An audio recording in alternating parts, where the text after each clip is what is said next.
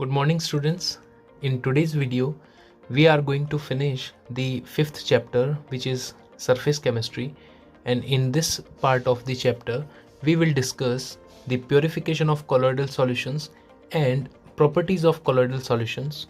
Along with this, we will also discuss the application of colloidal solutions. Okay, so let's start with the purification of colloidal solutions. Now, purification of colloidal solution का क्या मतलब है? जब भी हम colloidal solution को prepare करते हैं तो उसमें कुछ अमाउंट इलेक्ट्रोलाइट्स का या फिर अदर सॉल्युबल इम्प्योरिटीज़ जो है वो प्रेजेंट रहती है, या फिर मान लीजिए अगर पार्टिकल साइज़ 1 to 1000 नैनोमीटर की रेंज से कम या ज़्यादा साइज़ का है तो उसको भी हम सेपरेट करेंगे ड्यूरिंग द प्योरीफिकेशन। तो अगर पार्टिकल साइज़ 1000 नैनोमीटर से बड़ा है तो उसको तो हम सिंपली फिल्ट्रेशन मेथड से सेपरेट कर सकते हैं। बट अगर particle size less than 1000 nanometre है, लेस देन 1 नैनोमीटर है, तो उस केस में हम कुछ मेथड्स को यूज़ करेंगे कोलोइडल सॉल्यूशन के प्योरीफिकेशन के लिए, और वो मेथड्स हैं dialysis, electrodialysis and ultra filtration. तो हम इन्हीं 3 मेथड्स पे फोकस रखेंगे। तो चलिए स्टार्ट करते हैं विथ डायलिसिस। अब देखिए डायलिसिस क्या है। डायलिसिस एक बहुत ही सिंपल टेक्निक है जो हमारी किडनीज होती हैं वो भी डायलिसिस के फिनोमेना पे ही जो है वर्क करती है। तो देखिए यहाँ पर एक ऐसी मेम्ब्रेन होती है, उस मेम्ब्रेन से कोलोइडल साइज का पार्टिकल जो है वो पास नहीं हो पाता है, लेकिन उससे जो स्मॉलर पार्टिकल है, means less than 1 nanometre size का अगर कोई पार्टिकल है तो वो इस मेम्ब्रेन से पास हो सकता है, मतलब उससे वो ट्रांसमिट कर सकता है। तो देखिए हम क्या करते हैं, कोलोइडल जो सॉल्यूशन है, जो इम्प्योर सॉल्यूशन है, उसको इसी मेम्ब्रेन से बने एक कंटेनर के अंदर हम ले लेते हैं और उसको फिर हम एक फ्लोटिंग वाटर कंटेनर के अंदर प्लेस कर देते हैं। अब यहाँ इस केस में क्या होगा, अंदर प्रेजेंट जो भी स्मॉलर पार्टिकल्स या इलेक्ट्रोलाइट्स हैं वो बाहर की तरफ मूव करना शुरू करेंगे और धीरे धीरे करके ये जो कोलोइडल सॉल्यूशन है ये प्योरीफाई हो जाएगा। तो इसी टेक्निक को हम बोलते हैं डायलिसिस। अब देखिए ये जो मेम्ब्रेन है इसको हम बोलते हैं डायलाइजिंग मेम्ब्रेन, और ये मेम्ब्रेन क्या हो सकती है, ये पार्चमेंट मेम्ब्रेन या सेलोफेन मेम्ब्रेन हो सकती है, ओके, या फिर एनिमल मेम्ब्रेन भी हो सकती है, एनिमल मेम्ब्रेन। तो आई होप डायलिसिस आपको क्लियर हो गया होगा। डायलिसिस के बाद में जो नेक्स्ट मेथड है दैट इज इलेक्ट्रोडायलिसिस। अब डायलिसिस और इलेक्ट्रोडायलिसिस में सिर्फ इतना ही डिफरेंस है कि यहाँ पर हम इलेक्ट्रिक फील्ड को जो है वो अप्लाई करते हैं। तो हमने क्या किया, same dialysing membrane, impure colloidal solution आपने यहाँ लिया है, बाहर आपके पास वाटर है, ओके, साथ में हमने यहाँ पर एक इलेक्ट्रिक फील्ड भी जनरेट कर दिया है, यानी इसको हमने एक इलेक्ट्रिक फील्ड से कनेक्ट कर दिया है। अब देखिए जैसे ही इलेक्ट्रिक फील्ड जनरेट हुआ, इस कोलोइडल सॉल्यूशन में जितने भी चार्ज्ड पार्टिकल्स हैं, और जनरली इलेक्ट्रोलाइट जो है वो चार्ज्ड ही होते हैं, तो ये बिल्कुल तेज़ी से जो है अपोजिटली चार्ज इलेक्ट्रोड की ओर मूव करेंगे, और इस वजह से जो डायलिसिस का प्रोसेस है वो फास्ट हो जाएगा। So electrodialysis is the faster technique compare to the traditional dialysis technique, okay. बाकी इसमें और कुछ भी जो है डिफरेंस नहीं है। देन उसके बाद में थर्ड मेथड को हम देखते हैं। थर्ड मेथड है ultra filtration. Now ultra filtration क्या है, हम एक स्पेशल फिल्टर पेपर यूज़ करते हैं कोलोइडल सॉल्यूशन को जो है फिल्टर करने के लिए। ये फिल्टर पेपर ऐसा होता है जिसमें कोलोइडल साइज़ का पार्टिकल जो है वो ट्रांसमिट नहीं कर पाता है, लेकिन जो स्मॉलर पार्टिकल होगा वो इसके अंदर से जो है वो पास हो पाएगा। अल्ट्रा फिल्टर पेपर हम बनाएंगे कैसे, जो नॉर्मल फिल्टर पेपर होता है उसको हम कुछ सॉल्यूशन के अंदर सोक करके रखते हैं और उसको फिर सुखाने के बाद में जो है वो अल्ट्रा फिल्टर पेपर जो है वो हमारा प्रिपेयर हो जाता है। बेसिकली जो नॉर्मल फिल्टर पेपर होता है उसमें जो पोर की साइज़ है वो बड़ी होती है, तो उस पोर की साइज़ को हम जो है कुछ सब्सटेंसेस के डिपोजिशन से कम कर पाते हैं, और उसी को हम बोलते हैं अल्ट्रा फिल्टर पेपर। और वो सब्सटेंसेस क्या है जिनको हम यूज़ ले सकते हैं अल्ट्रा फिल्टर पेपर बनाने के लिए? ये हो सकता है जिलेटिन, ओके, और colloidal ions in formaldehyde. Okay, so gelatin हो सकता है, फॉर्मेल्डिहाइड हो सकता है, या फिर नाइट्रोसेल्यूलोस भी हो सकता है, नाइट्रोसेल्यूलोस। ओके, सो नाइट्रोसेल्यूलोस का जो सॉल्यूशन है उसको हम बोलते हैं कोलोडियन। इसको भी ध्यान रखना, ये एक फैक्ट है, पूछा जाता है कई बार एग्जाम में। तो अल्ट्रा फिल्टर पेपर प्रिपेयर होने के बाद में आप सिंपल फिल्ट्रेशन प्रोसेस को जो है प्रोसीड कीजिए और आपको प्योरीफाइड कोलोइडल सॉल्यूशन जो है वो मिल जाएगा। सो प्योरीफिकेशन में इतना ही है, कुछ भी इसमें डिफ़िकल्ट नहीं है, इसको आप रिवाइज कर लेंगे।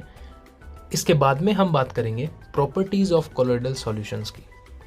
और ये जो प्रॉपर्टीज़ ऑफ कोलोइडल सॉल्यूशन वाला टॉपिक है, यहाँ से आपको CBSE एग्ज़ाम के अंदर डेफिनेटली जो है क्वेश्चन मिलता है। कौन कौन सी प्रॉपर्टीज़ हैं देखते हैं। देखिए, सबसे पहले हम पढ़ेंगे टिंडल इफ़ेक्ट, उसके बाद में हम डिस्कस करेंगे Brownian motion, then charge on colloidal particles, इसको आप थोड़ा ध्यान से समझना, जो थर्ड प्रॉपर्टी है, then electrophoresis, okay, and then after that coagulation और प्रेसिपिटेशन और फ्लॉक्यूलेशन।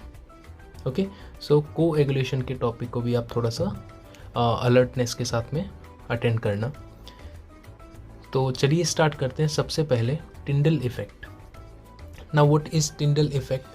आपने जो नोटिस किया होगा कि जब भी किसी डार्क रूम में किसी विंडो से जब लाइट आती है तो उस लाइट का जो पाथ है वो आपको विजिबल होता है, और उसमें आपको कुछ पार्टिकल जो है वो चमकते हुए भी दिखते हैं।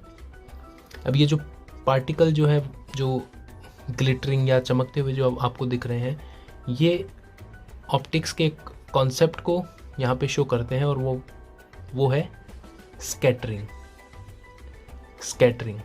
ओके, सो लाइट के स्कैटरिंग की वजह से ये जो पार्टिकल है ये आपको चमकते हुए दिखते हैं, और लाइट का जो पाथ है वो आपको क्लियरली विजिबल होता है। जब हम डिफरेंशिएट कर रहे थे ट्रू सॉल्यूशन, कोलोइडल और सस्पेंशन में, तो भी हमने इस डिफरेंस को वहाँ पे देखा था। ट्रू सॉल्यूशन जो होगा उसमें लाइट का पाथ नहीं दिखाई देगा, लेकिन कोलोइडल सॉल्यूशन में आप जो है वो लाइट के पाथ को ऑब्जर्व कर सकते हैं, और इसी को हम बोलते हैं टिंडल इफ़ेक्ट। और टिंडल इफ़ेक्ट के पीछे रीज़न क्या है? Scattering of light. So phenomena of scattering of light by particle is known as Tyndall effect. अब टिंडल इफ़ेक्ट के लिए कुछ कंडीशंस हैं, देखिए वो क्या कंडीशन है। The diameter of the dispersed particle is not much smaller than the wavelength of the light used. जो पार्टिकल का जो डायमीटर है वो लाइट की वेवलेंथ से ज़्यादा स्मॉल नहीं होना चाहिए, अदरवाइज टिंडल इफ़ेक्ट ऑब्जर्व नहीं होगा। और सेकंड जो फैक्टर है वो है the refractive indices of the dispersed phase and the dispersion medium differ greatly in magnitude। तो जो रिफ्रैक्टिव इंडेक्स है डिस्पर्स्ड फेज और मीडियम का, उसमें काफ़ी ज़्यादा वेरिएशन होना चाहिए। सिर्फ तब उसी कंडीशन में जो टिंडल इफेक्ट है वो आपको ऑब्जर्व होगा। तो इन दो कंडीशंस को आप ध्यान में रखेंगे। अब देखिए, ये ट्रू सॉल्यूशन के लिए डायग्राम है, यहाँ पे जो लाइट का पाथ है वो विजिबल नहीं है, और ये कोलोइडल सॉल्यूशन के लिए डायग्राम है, बीम ऑफ जो लाइट है वो विजिबल है। देन इस डायग्राम को आप फोकस कीजिए, ये एक रियल पिक्चर है। जो फर्स्ट बॉटल है उसमें आप अगर नोटिस करेंगे तो लाइट का पाथ बिल्कुल भी विजिबल नहीं है। देन सेकंड केस में लाइट का जो पाथ है वो थोड़ा सा आपको विजिबल हो रहा है, और थर्ड वाले में जो पाथ है वो और भी आपको क्लियरली विजिबल हो रहा है। तो जो फर्स्ट है that is true solution, second one is colloidal solution, and third one is suspension. Okay, तो जब हमने डिफरेंशिएट किया था तब हमने इस पॉइंट को मेंशन किया था that In true solution, there is no Tyndall effect. In colloidal solution, Tyndall effect is present, and in suspension, Tyndall effect is present more intensely. Okay, so ये तो बात हुई Tyndall effect के बारे में. I hope आपको clear हो गया होगा. अब हम बात करते हैं ब्राउनियन मोशन की. अब आप जो है वो अपने घर पे भी Tyndall इफेक्ट को ऑब्जर्व कर सकते हैं. एक डार्क रूम में जाइए जहाँ पे कोई विंडो से लाइट आ रही हो, और उस लाइट के पाथ को आप जो है ऑब्जर्व कीजिए. उस लाइट के पाथ में जो भी एक पार्टिकल पे अगर आप फोकस करेंगे तो उस पार्टिकल के मोशन को आप थोड़ा सा ऑब्जर्व अगर करेंगे तो आप ये पाएंगे कि वो जो पार्टिकल है वो रैंडमली मूव कर रहा है. उसका मूवमेंट जो है उसमें कोई भी एक रेगुलर पैटर्न नहीं है, that is moving randomly. Okay, so these kind of zigzag movement or random movement is called Brownian movement. So this phenomena was firstly discovered by Robert Brown. So this is called Brownian movement or Brownian motion. Okay, so that he was a British botanist, Robert Brown, and he observed this phenomena. So that's all about the Brownian movement. Now let's see charge on colloidal particles. This is very important property and attend this property attentively. Okay, अब देखिए colloidal solution की stability के पीछे सबसे main reason क्या है. सबसे main reason ये है कि colloidal particles, जितने भी particles हैं उन सब पे सेम चार्ज प्रेजेंट होता है, आइदर पॉजिटिव और negative. They possess same charge, similar charge, और सिमिलर चार्ज होने की वजह से ये जो पार्टिकल्स हैं ये एक दूसरे को रिपेल करते हैं, और इसी रिपल्शन की वजह से कभी भी ये जो है कंबाइन होके जो है वो कोएगुलेट नहीं होंगे. So this is the main reason behind the stability of colloidal solutions. अगर कोई कोलोइडल सॉल्यूशन स्टेबल नहीं है तो हम उसमें कुछ ऐसा इलेक्ट्रोलाइट मिक्स करते हैं जो उसको चार्ज करते हैं, राइट. अब देखिए, कुछ कोलोइडल सॉल्यूशन पॉजिटिवली चार्ज हो सकते हैं, कुछ कोलोइडल सॉल्यूशन नेगेटिवली चार्ज्ड हो सकते हैं. यहाँ पे एक डिफरेंस है between positively and negatively charged sols. जैसे कि एग्जाम्पल की बात कर रहे हैं तो जो हाइड्रेटेड मेटेलिक ऑक्साइड्स हैं those are positively charge sols. आप जानते हो जनरली मेटल्स जो है वो पॉजिटिव चार्ज को बियर करने की टेंडेंसी रखती है. So these are the examples of some positively charged sol. और नेगेटिवली चार्ज सोल का एग्जांपल है copper sol, silver sol, gold sol. ठीक है, तो यहाँ पे जो एग्जांपल है that is metallic oxide, and यहाँ पे जो एग्जांपल है that is metal sol itself. Then जो मिथाइलिन ब्लू है that is also positively charge sol. Haemoglobin, जो हमारा ब्लड में जो हीमोग्लोबिन प्रेजेंट होता है, क्योंकि हम जानते हैं blood is also a colloidal solution, और उसका प्योरिफिकेशन डायलिसिस के थ्रू होता है, जो हमारी किडनीज जो हैं वो इस फंक्शन को प्रोसीड करती है. So blood is also positively charged sol. Haemoglobin में भी जो है आयरन का ऑक्साइड प्रेजेंट होता है. देन टाइटेनियम ऑक्साइड का जो सोल है ये भी पॉजिटिवली चार्ज है. इसके अलावा मेटेलिक सल्फाइड्स नेगेटिवली चार्ज हैं. एसिड डाई जैसे ईओसिन, कॉन्गो रेड, ये भी नेगेटिवली चार्ज है. Sol of starch, gum, gelatin, clay, charcoal, ये सब भी नेगेटिवली चार्ज्ड है. सो आगे हम डिस्कस करेंगे कि चार्ज प्रेजेंट होने के पीछे थ्योरीज क्या है, रिस्पॉन्सिबल थ्योरीज क्या है. तो देखिए, फर्स्ट जो थ्योरी है वो कहती है कि ये जो चार्ज है वो जनरेट हुआ है फ्रिक्शन की वजह से. फ्रिक्शन की वजह से आपने कभी अगर कॉम्ब जो है उसको अगर आपने बालों पे रब किया है तो आप देखते हैं वो चार्ज हो जाता है और आपके जो हेयर्स है उनको अट्रैक्ट करता है. So friction is one of the factor which may be responsible for charge on colloidal particles. अब फ्रिक्शन होगा कैसे? सॉल्यूशन के अंदर जो पार्टिकल्स हैं वो एक दूसरे से कोलाइड करेंगे, टकराएंगे, उस वजह से वो चार्ज हो सकते हैं. But may be this theory is correct और नॉट. सेकेंड जो थ्योरी है वो है due to electron capture by sol particles. ये कहता है कि जो सॉल्व पार्टिकल्स है वो इलेक्ट्रॉन्स को जो है कैप्चर करते हैं, that's why they are charged. Okay, third theory है due to self dissociation. Self dissociation का क्या मतलब है, जैसे आपने मिसेल फॉर्मेशन को याद कीजिए, वहाँ पे क्या था, हेड पे एक तो कार्बोक्सिलिक ग्रुप था और उसका सोडियम सॉल्ट था, तो ये नेगेटिव चार्ज है, यहाँ पे पॉजिटिव चार्ज है। लेकिन अगर ये सॉल्ट डिसोसिएट हो जाएगा तो यहाँ पे चार्ज पार्टिकल बनेंगे, और आप देखते थे मिसेल पे जो हेड है उस पे नेगेटिव चार्ज जो है वो मेंटेन रहेगा। तो वहाँ भी हमने बात की थी ना नेगेटिव पॉजिटिव चार्ज और न्यूट्रल सरफेक्टेंट्स की। तो ये करेक्ट थ्योरी हो सकती है ड्यू टू सेल्फ डिसोसिएशन। कुछ केसेस में ये करेक्ट है, जैसे कि एसोसिएटेड कॉलॉइड्स के केस में। ठीक है, यहाँ पर जो सोप का एग्जांपल लेके इसको एक्सप्लेन किया गया है। देन नेक्स्ट है ड्यू टू प्रेफरेंशियल एड्जॉर्प्शन और ऑफ आयंस। ये थ्योरी इंपॉर्टेंट है और ये थ्योरी जो है वो करेक्ट भी है।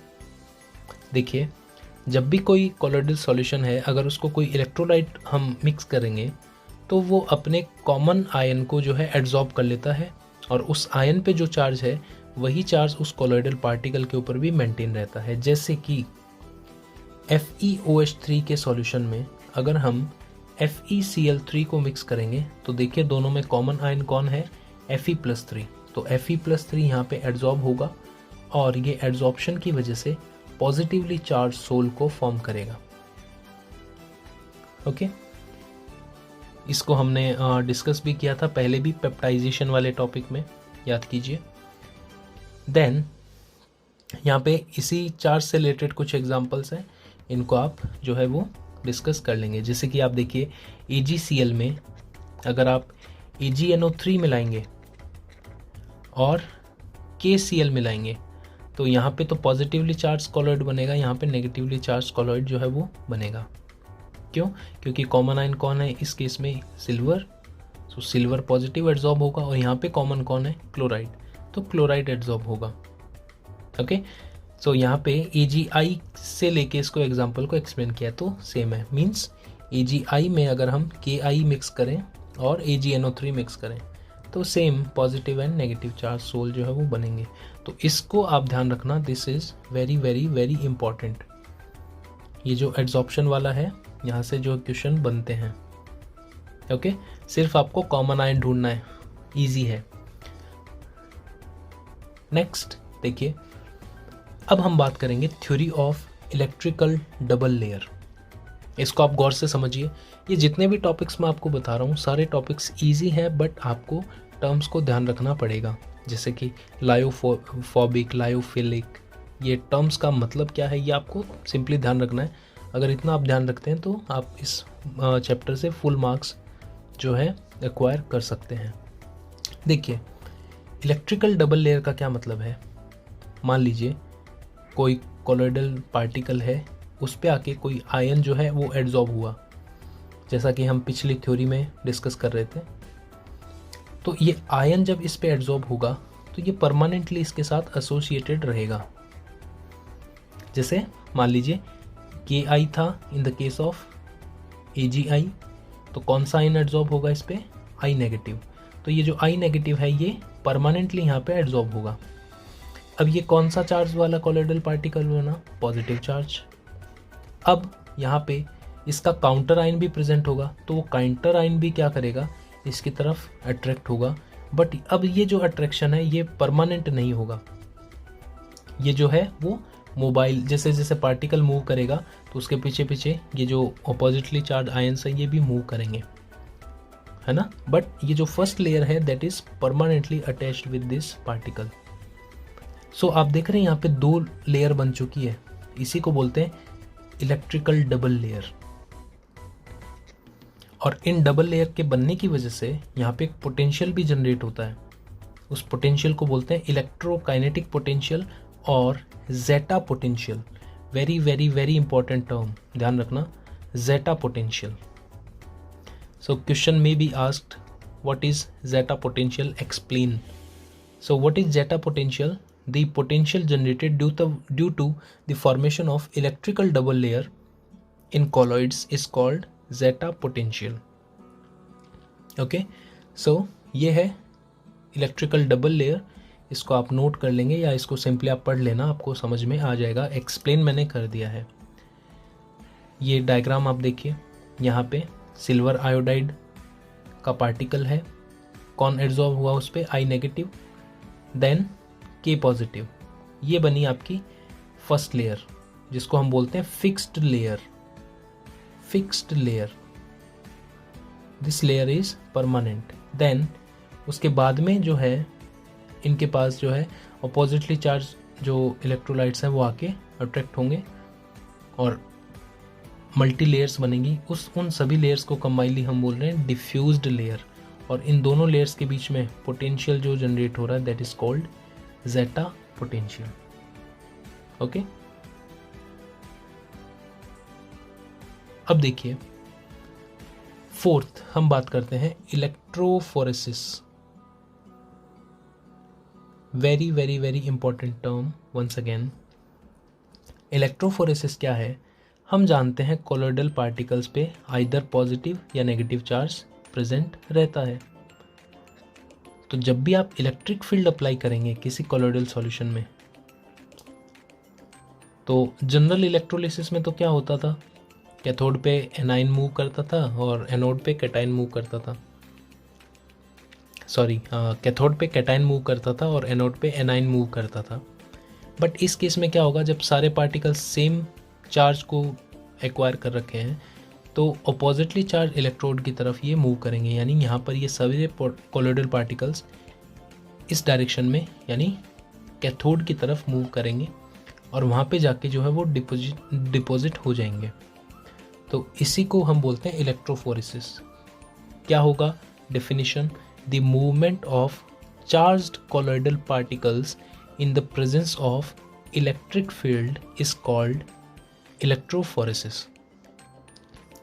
इस डायग्राम में आप देखिए, यहाँ पे anode and cathode, colloidal particles पे नेगेटिव चार्ज है तो जाहिर सी बात है किधर जाएगा, पॉजिटिवली चार्ज इलेक्ट्रोड की तरफ जाएगा यानी एनोड की तरफ जाएगा. तो आप देख रहे हैं ये सारे पार्टिकल्स जो है वो एनोड की तरफ मूव कर रहे हैं और यहाँ पे इस इलेक्ट्रोड पे सारे पार्टिकल्स जो है वो आपको डिपॉजिट हो जाएंगे. So this is called electrophoresis. Again this is very important term. बार बार मैं आपको बोल रहा हूँ कि डिफ़िकल्ट नहीं है, बट बहुत सारी टर्म्स हैं, उनके मतलब, उनके डेफिनेशंस, उनकी अंडरस्टैंडिंग आपको रखनी है. ओके, अब हम बात करेंगे कोएगुलेशन और प्रेसिपिटेशन और फ्लॉक्यूलेशन के बारे में. यहाँ भी अगेन हम जानते हैं कोलोइडल पार्टिकल्स आर चार्ज्ड. तो जब भी कोई इलेक्ट्रोलाइट आप मिक्स करेंगे तो चांसेस क्या है, वो इलेक्ट्रोलाइट का काउंटर आयन इसके साथ जुड़ के एक न्यूट्रल कंपाउंड बना ले और इस कोलोइडल पार्टिकल को सॉल्यूशन में सस्पेंड कर दें. यानी उसको उस कोलोइडल पार्टिकल को वो कोएगुलेट कर दें. जैसे आपको जब भी कोई चोट लगती है, जब ब्लड हमारा जो है बहना शुरू होता है, तो कुछ टाइम के बाद में हम देखते हैं वहाँ पे एक क्लॉट बन जाता है. वो क्लॉट कैसे बनता है, उसके पीछे कोएगुलेशन का जो कॉन्सेप्ट है वो वर्क करता है. आपने देखा होगा कि जब भी चोट लगती है या कट लगता है तो पोटाश एलम फिटकरी जो है उसको वहाँ पे थोड़ा सा हम अप्लाई कर देते हैं तो वो जो है जल्दी रिकवर होता है. तो पोटाश एलम क्या है, बेसिकली इलेक्ट्रोलाइट है जो कोएगुलेशन की प्रोसेस को फास्ट कर देता है. जैसे शेव जब करते हैं तो आफ्टर शेव जो लोशन होता है वो इलेक्ट्रोलाइटिक लोशन होता है बेसिकली, जो भी कट्स हैं उनको हील करने के लिए. ओके, सो ये हुआ कोएगुलेशन के बारे में. अब देखिए कोएगुलेशन कौन सा आयन फास्ट करेगा. अगर हम एनाइन की बात करें तो वो एनाइन जिस पे ज़्यादा चार्ज है, जैसे मान लो एक तो है O-2, एक है Cl-, तो इन दोनों में से कौन सा अच्छा कोएगुलेटिंग एजेंट होगा? O-2, क्योंकि ये एक साथ दो पॉजिटिवली चार्ज कोलोइडल पार्टिकल्स को कोएगुलेट कर सकता है। इसी तरह से अगर हम नेगेटिवली चार्ज्ड कोलोइडल पार्टिकल्स की बात करें तो उनके लिए अच्छा कोएगुलेटिंग एजेंट कौन सा होगा? Fe+3, Copper+2, Eg+ में से तो सबसे अच्छा Fe+3 होगा, देन Copper+2 होगा, देन Silver+ होगा। तो ये जो है जितना ज़्यादा चार्ज होगा उतना ही अच्छा वो कोएगुलेशन जो है कर पाएगा। अब कोई एक आयन कितना कोएगुलेशन कर पा रहा है उसी को हम बोलते हैं उसका कोएगुलेशन वैल्यू। मतलब कि कितने मिलीमोल्स ऑफ इलेक्ट्रोलाइट आपको रिक्वायर्ड है किसी वॉल्यूम ऑफ सोल को कोएगुलेट करने के लिए। तो जितना कम नंबर होगा उतना ही अच्छा कोएगुलेशन वहाँ पे प्रेजेंट होगा। Coagulation value should be less for effective coagulation. Okay, यहाँ पे लिखा है, आप इसको पढ़ सकते हैं। The minimum concentration of electrolyte in millimoles required to cause coagulation of 1 liter of colloidal solution is called coagulation value. It is expressed in terms of millimoles per liter. And what is coagulation? The process of settling of colloidal particles by addition of some suitable electrolyte is called coagulation. Next class में next slide में हम coagulation value से related कुछ comparison को देखेंगे। देखिए, ये जो कंपैरिजन है ये सबसे पहले हार्डी और शुल्जे नाम के साइंटिस्ट ने बताया था, और उन्होंने ये कहा कि जो प्रेसिपिटेटिंग पावर है वो जितना ज़्यादा चार्ज होगा किसी आयन पे वो उतना ही ज़्यादा होगा। Okay, so greater the charge और valency greater will be precipitating power. तो देखिए यहाँ पे आर्सेनिक सल्फाइड के नेगेटिव सोल को कोएगुलेट करने के लिए सबसे ज़्यादा पावर किसकी होगी? Aluminium, then barium and then sodium+. तो आप देख रहे हैं चार्ज जैसे जैसे डिक्रीज हो रहा है इनकी कोएगुलेशन पावर भी डिक्रीज होगी।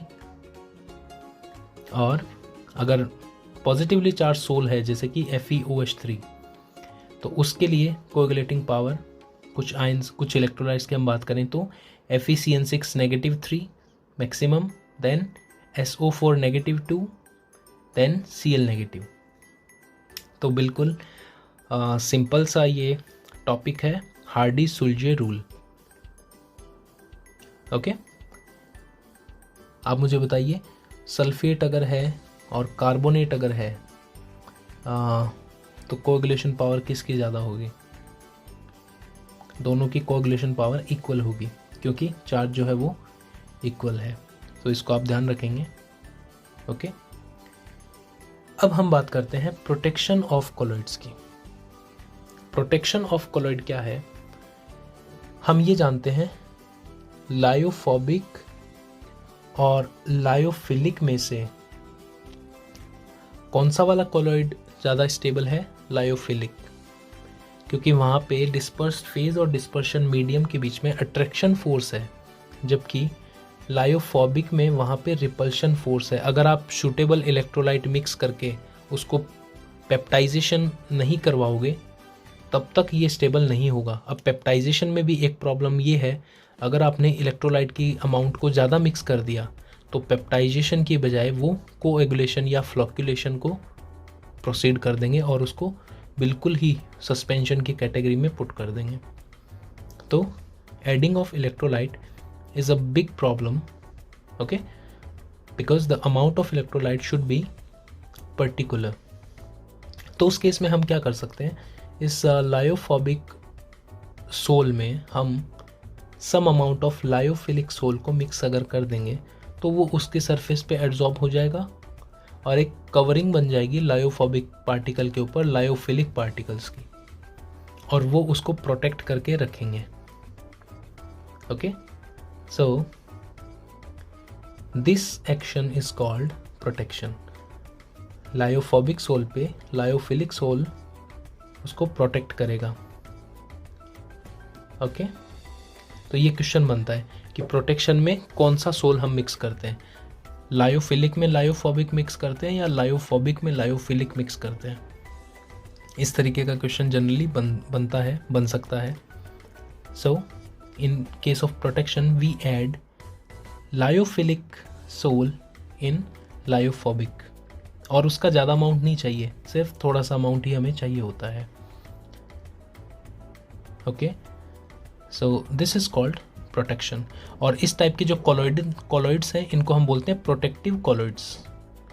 प्रोटेक्टिव कॉलॉइड्स, तो ये भी क्वेश्चन बन सकता है, which one of the following are protective colloids, और आपको ऑप्शन में दे देगा lyophilic, lyophobic, macromolecular, multimolecular. So correct answer क्या होगा उस केस में? लायोफिलिक। ओके, अब देखिए हमारे चारों ओर कहाँ कहाँ कॉलॉइड्स प्रेजेंट है उसको थोड़ा सा डिस्कस कर लेते हैं। ब्लड तो जैसे मैंने बता दिया कि और blood is a colloidal solution, तो blood is one of the colloidal solution which we are closely related और डायरेक्टली रिलेटेड। ओके, उसके बाद में देखिए स्काई का जो ब्लू कलर है क्यों शो होता है? बिकॉज जो पार्टिकल्स हैं वो ब्लू कलर को स्कैटर करते हैं due to scattering. Then artificial rain क्या होगा? अगर आप एरोप्लेन से क्लाउड्स के ऊपर इलेक्ट्रोलाइट्स को अगर आप स्प्रे करेंगे तो जो क्लाउड्स के अंदर प्रेजेंट चार्ज्ड पार्टिकल्स हैं वो सस्पेंड होंगे, कोएगुलेट होंगे और वो वहीं पे जो है रेन को प्रोसीड करवा देंगे।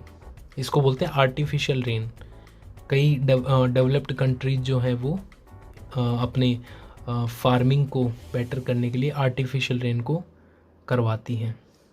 देन सॉइल्स, सॉइल जो है ये भी कॉलॉइडल मिक्सचर होता है। ओके, मॉइस्चर और नरिशिंग मटेरियल्स जो है those are present in the colloidal range. उसके बाद में फॉर्मेशन ऑफ डेल्टा, इसको थोड़ा ध्यान रखना, वेरी इंपॉर्टेंट। डेल्टा क्या होता है? वो जगह जहाँ पे सी और रिवर मिक्स होती है। आप जानते हो जितनी भी नदियाँ हैं वो अल्टीमेटली जाके ओशियन में या सी में जाके मिक्स होती है, तो उनका जो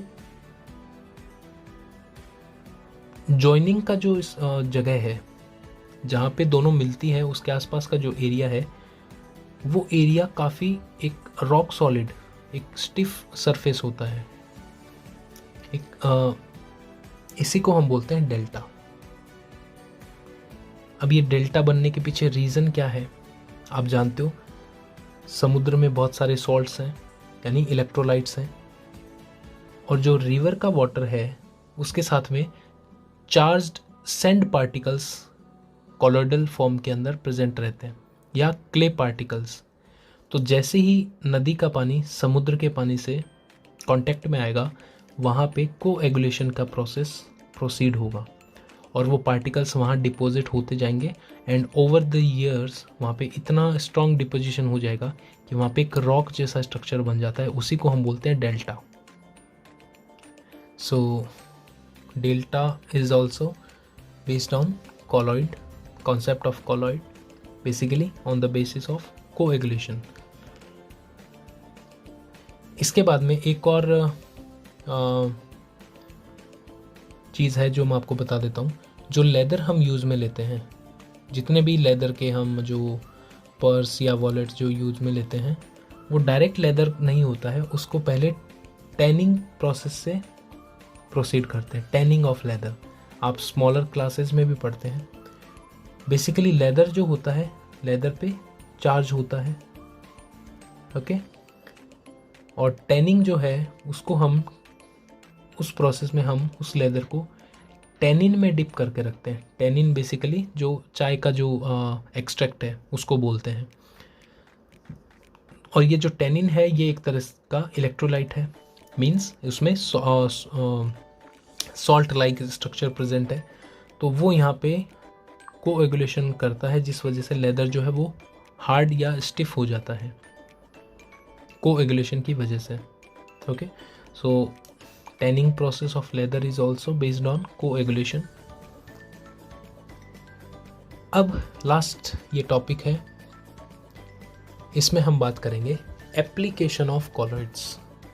कॉलॉइड्स की एप्लीकेशन क्या है? सबसे पहले देखिए इलेक्ट्रिकल प्रेसिपिटेशन ऑफ स्मोक। आजकल आप देखते हैं जितनी भी फैक्ट्रीज़ हैं या आजकल तो घरों में भी जो इलेक्ट्रिक चिमनीज़ हैं ये यूज़ में हम लेने लगे हैं। तो चिमनीज़ के अंदर क्या होता है, चिमनीज़ के अंदर एक स्ट्रॉन्ग इलेक्ट्रिक फील्ड रहता है और जो स्मोक जो ऊपर जा रहा है उसमें कुछ पॉइजनस चार्ज कॉलोइडल पार्टिकल्स हो सकते हैं। ओके, सो ये जो इलेक्ट्रिक फील्ड है ये उन चार्ज पार्टिकल्स को अपनी तरफ अट्रैक्ट कर लेता है और उसको वहीं पे रोक लेता है और जो क्लीन धुआं है वो एनवायरनमेंट में छोड़ दिया जाता है। सो this is called electrical precipitation of smoke. I hope आपको क्लियर हो गया होगा। तो स्मोक के पीछे कौन सा फैक्टर रिस्पॉन्सिबल हुआ बताइए? Electrophoresis, the movement of charge colloidal particles in the presence of electric field is called electrophoresis.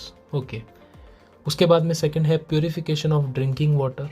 अब यहाँ पे हम आरओ या उस तरीके के प्योरिफिकेशन की बात नहीं कर रहे हैं। पुराने ज़माने में या एंशियंट टाइम में क्या होता था, जो पीने का पानी है वो नेचुरल रिसोर्सेज से कलेक्ट करते थे, जैसे बोरवेल हो गया, हेड पंप्स हो गए या डायरेक्ट रिवर से या वहाँ से। ओके, तो उस केस में क्या होता था, पानी में जो है वो सॉइल के पार्टिकल्स भी प्रेजेंट रहते थे। तो उसमें हम थोड़ा सा अमाउंट ऑफ जो पोटाश एलम है, फिटकरी है, उसको थोड़ा सा उसमें हम मिक्स करके वापस निकाल लेते थे। और जैसे ही अपन फिटकरी उसमें मिक्स करते हैं हम देखते हैं कि जितने भी मिट्टी के पार्टिकल्स हैं वो सस्पेंड हो जाते हैं बॉटम पे। तो ये और कुछ नहीं है, कोएगुलेशन है, जो प्योरिफिकेशन ऑफ वाटर का एक एंशियंट तरीका या अभी भी जो है काफ़ी लोग इसको यूज़ में लेते हैं। सो यहाँ पे हम यूज़ में लेते हैं पोटाश एलम या एलम्स। ओके, देन टैनिंग, ये रहा टैनिंग। तो इसको मैं एक्सप्लेन कर चुका हूँ ऑलरेडी। टैनिंग के लिए हम टी एक्सट्रेट या टैनिन को यूज़ में लेते हैं, और अगर आप टैनिन को यूज़ नहीं लेना चाहें तो आप क्रोमियम सॉल्ट्स को भी यूज़ में ले सकते हैं। Chromium salts are also used in place of tannin. उसके बाद में है मेडिसिन्स, ये इंपॉर्टेंट है। देखिए, आपको कुछ मेडिसिन्स की नाम ध्यान में रखने हैं, जैसे कि एक मेडिसिन है आर्जिरोल, आर्जिनिन, एजी, सिल्वर को बोलते हैं ना, एजी, आर्जिनिन। सो आर्जिरोल एक सिल्वर सोल है जिसका एक आई डिजीज़ को ट्रीट करने में यूज़ में लेते हैं। इसी तरीके से कोलोइडल एंटीमनी जो है उसको कालाजार एक डिजीज़ है उसके ट्रीटमेंट में यूज़ में लेते हैं। Colloidal gold is used for intramuscular injection, muscle power को स्ट्रॉन्ग करने के लिए गोल्ड। एडवर्टाइज आता था ना, सोना चांदी च्यवनप्राश, तो gold is beneficial for muscles. Okay, then milk of magnesia, ये तो आप सभी जानते हैं, एंटा एसिड है, एसिडिटी को क्योर करने के लिए। ओके, बेसिकली एक इमल्शन है, लिक्विड इन लिक्विड टाइप का कॉलोइड है और स्टोमक डिसऑर्डर में काम में आता है। तो ये कुछ मेडिसिन्स हैं, कुछ मेडिसिनल इम्पॉर्टेंट है, ध्यान रखना।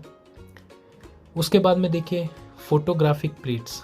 अभी तो डिजिटल कैमराज जो है वो फैशन में आ चुके हैं, बट पहले जो रोल वाला जो कैमरा होता था, फिल्म वाला जो कैमरा होता था, तो उसमें जो फिल्म होती थी उस पर सिल्वर ब्रोमाइड का कॉलोइडल जो है वो कोटिंग वहाँ पे लगी रहती थी। सो फोटोग्राफी में भी, फोटोग्राफिक प्लेट्स और फिल्म्स में भी कॉलोइड्स का इम्पोर्टेंस है। देन रबर इंडस्ट्री, रबर कैसे बनता है? लेटेक्स से बनता है, और लेटेक्स क्या होता है? नेगेटिवली चार्ज होता है। ओके, सो लेटेक्स बेसिकली होता क्या है? लेटेक्स लिक्विड होता है, तो उसको सॉलिडिफाई करने के लिए हम कोएगुलेट करवाते हैं, जिस वजह से वो यूज़ में लेने लायक हो पाता है। तो रबर इंडस्ट्री में भी इसका काफ़ी यूज़ है। तो ये चैप्टर हमारा यहाँ पे फिनिश होता है। इस वीडियो के डिस्क्रिप्शन में मैं एक लिंक अटैच कर रहा हूँ जहाँ पे प्रीवियस ईयर में पूछे गए सारे क्वेश्चंस हैं जो इस चैप्टर से बिलोंग करते हैं। उन सभी क्वेश्चंस को आप सॉल्व कर लीजिए, आपको कॉन्फिडेंस बिल्ड होगा कि आप इस चैप्टर से मैक्सिमम मार्क्स या फुल मार्क्स एक्वायर कर सकते हैं। सो आज की क्लास में इतना ही। और नेक्स्ट क्लास में हम स्टार्ट करेंगे नेक्स्ट चैप्टर को, जो कि है P block elements. Thank you very much for joining.